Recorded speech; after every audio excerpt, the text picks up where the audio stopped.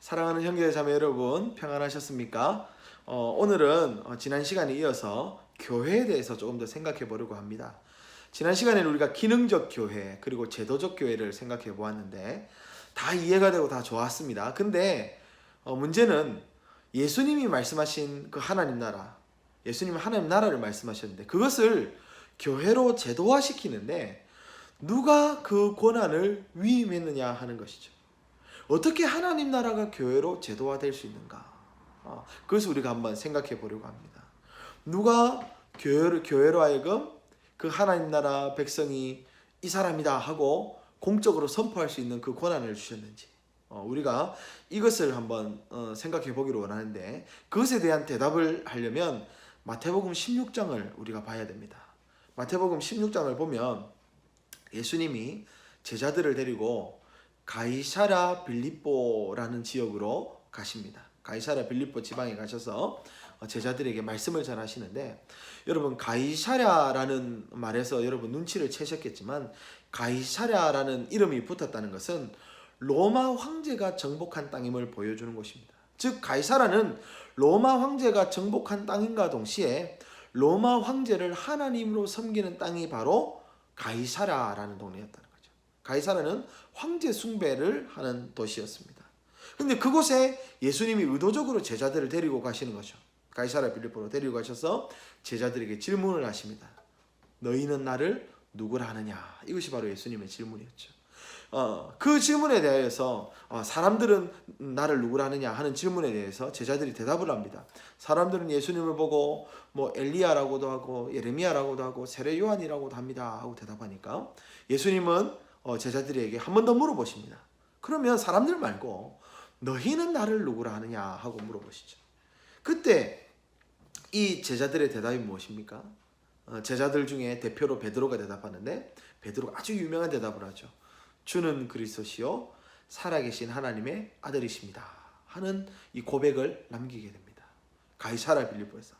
사실은 누군가가 그 가이사랴 빌립보에서 예수님과 제자들의 대화를 들었다면 다 잡혀갈 내용입니다.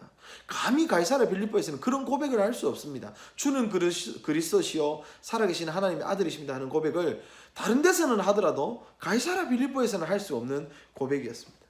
근데 그 대답을 한 것이죠. 그리고 예수님은 그 대답을 들으시고 너무 흐뭇해하시고 그리고 그 베드로에게 이렇게 말씀하십니다. 또 내가 내게 이르노니 너는 베드로라.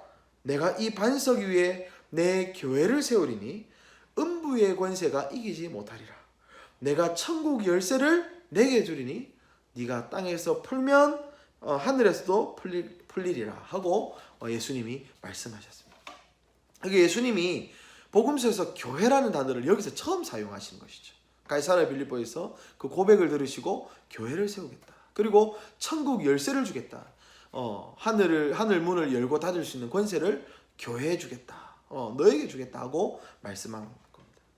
그러면 이제 오늘 우리가 배우고 있는 중심 주제가 여기에 나옵니다. 누가 예수님을 대변할 권세를 가졌는가? 누가 하나님 나라를 열고 닫을 열쇠를 가졌는가? 누가 그런 공적 권위를 가졌는가? 여러분, 누구인 것 같습니까? 로마 가톨릭은 이 본문을 이렇게 해석합니다. 예수님이 베드로와 대화하셨기 때문에 베드로가 이 천국 열쇠를 가졌다. 이렇게 해석합니다. 그래서 1대 교황이 베드로이고 그 뒤로부터 베드로의 계승자들인 교황을 계속 세워서 그 권세를 위임하게 됩니다. 반면에 우리 개혁교회는 이 본문을 어떻게 해석하냐면 천국 열쇠를 베드로 개인에게 주신 것이 아니라 베드로로 대표되는 사도들에게 이 천국 열쇠를 주셨다라고 해석을 합니다. 즉 예수님은 이 사도들의 신앙 고백 위에 교회를 세우셨다라고 해석하는 것이죠. 그래서 1차적으로 우리는 사도들이 하나님 나라를 대변하고 하나님 나라를 열고 닫을 권세를 가졌다라고 생각합니다. 그래서 교회는 사도들의 역할이 매우 중요했죠. 사도는 여러분 어떤 사람이 사도입니까? 오늘날에 사도가 있을까요? 오늘날에도 사도가 있다라고 하면 그 사람은 이단입니다. 사도는 오늘날에 없습니다. 교회의 사도는 교회가 설립될 때만 존재했던 직분. 그러니까 예수님을 육적으로 본 사람들, 예수님 육체의 예수님을 본 사람들, 그리고 예수님을 3년간 따라다닌 사람들 그 12제자 더하기 사도 바울까지를 사도로 우리는 봅니다. 그 이후에 사도는 없습니다. 그렇다면 사도들이 그 권세를 가졌는데, 예수님을 몸으로 본 사도들이 그 권세를 가졌는데, 그러면 이제 그 사도들이 죽은 뒤에는 그 권세를 누가 위임받았는가 하는 것이죠. 로마 가톨릭은 교황이 그 권세를 받아서 그 권세가 계속 위임된다고 보았지만, 그러나 우리는 누가 그 권세를 위임받았습니까? 예수님과 사도들의 가르침을 믿고 따르는 지역의 교회가 그 권세를 위임받았다라고 보는 것이죠. 그래서 에베소서 2장에서도 이렇게 이야기합니다. 너희는 사도들과 선지자들의 터 위에 세우심을 입은 자라. 사도들과 선지자들의 가르침을 따르는 그 교회가 바로 주님의 그 권세, 하늘나라의 권세를 위임받았다라고 우리는 받아들입니다. 마태복음 18장에 보면 바로 그 신뢰가 바로 등장하죠. 예수님은 마태복음 16장에 하늘을 열고 닫을 그 권세를 교회에 주셨다라고 말씀하셨는데, 정말 그런가? 마태복음 18장에 보면 바로 그것이 증명이 됩니다.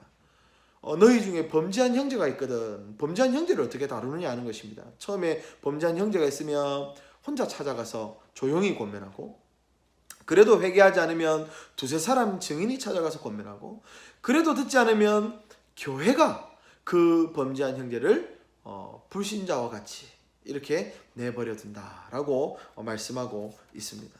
너희에게 이르노니 네가 땅에서도 풀면 하늘에서도 풀릴 것이고, 하늘에서도 땅에서도 매면 하늘에서도 매일 것이다 하는 마태복음 16장의 말씀을 마태복음 18장에서도 동일하게 하심으로써 교회에 그런 천국 열쇠의 권세가 있다는 것을 예수님께서 말씀해 주셨습니다.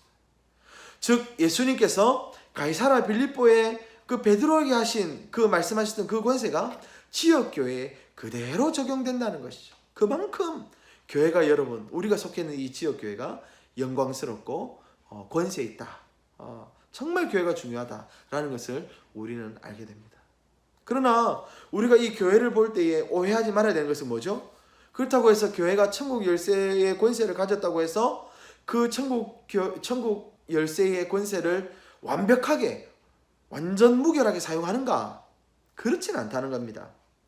우리가 교회 역사 속에서 살펴본 대로 교회는 실수했었고 실수하고 있고 또 앞으로도 실수할 가능성이 높습니다.